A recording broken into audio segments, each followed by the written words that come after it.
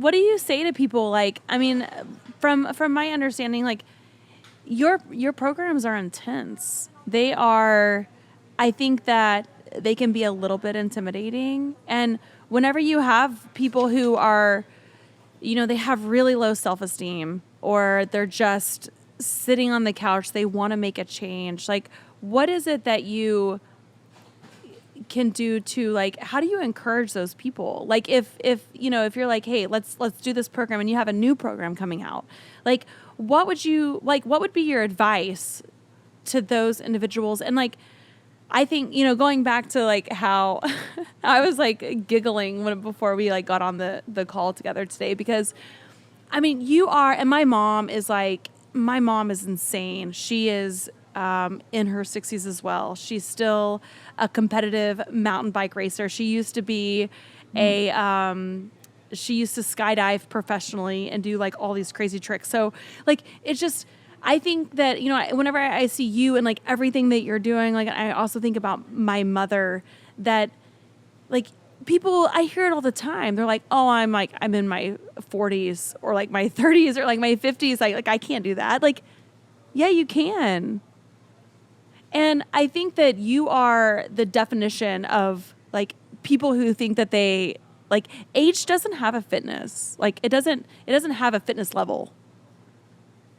Yeah, maybe until you get into your 90s, but there's a whole lot you can do prior, and I think most people crap out in their 30s, 40s, and 50s. You're right. They just sort of feel like they throw in the towel. But why is that though? Like, why do you think I think that's because they just don't know better. I mean, I have an expression that's a little bit irreverent. I made some T-shirts, and it says aging is for idiots. Yes. And what I'm trying to say there is aging is for people who aren't willing to spend the time and effort to figure out how to avoid to slow it down. You know what I mean? And that requires a certain amount of education. You don't have to take a kinesiology class or a health sciences class or a nutrition. You don't have to be a nutritionist or anything.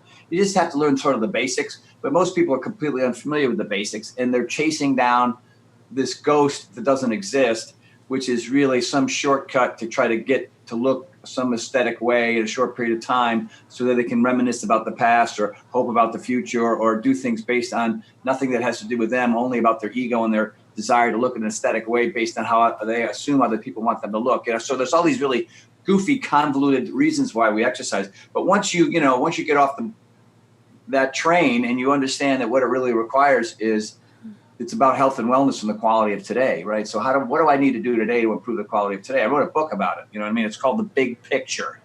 I called the book The Big Picture because you have to step back and go, well, why are you doing this thing? Because if you're doing it for a reason that doesn't work, then you got to, it's like Einstein. You keep doing the same things over and over again, expecting a different result, right? So I'm going to do something. I'm going to clear my mind of the bullshit, and now I'm going to begin to exercise for all the right reasons, you know what I mean? And for me, it's a mental and emotional state that I'm in as a result of what I've done physically.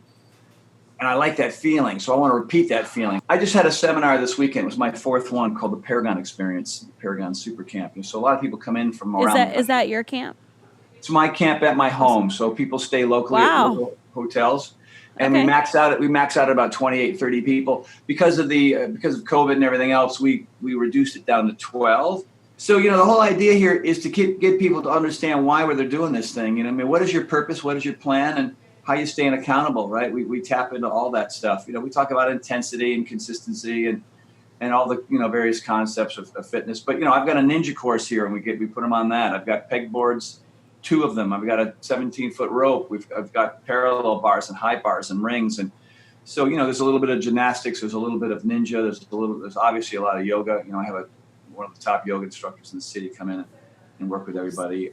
So do you have a gym at your house? I have 4 gyms at my house, kind of. Nice. I have a main gym here at my home. So I had a garage and a back bedroom I didn't need, so I knocked down 2 walls and I built a pretty good sized gym in here. So, and then in the backyard I have a ninja course, which is like if you see American Ninja Warrior, it's not that big. It's not as big as you'd see on the TV, but there's enough stuff on there it'll kick your butt, And then I have another section which is a pegboard and pretty high pull-up bar and a rope and a beam that goes up, supports my patio. So we turn all this stuff into another area to work out. And then separately, I have a high bar with rings and another pull-up bar where you can do pullovers and muscle ups and stuff because there's nothing above you. It's just wide open because it's outside. And then some parallel bars, which you can do a lot of, swing handstands on and dip bells and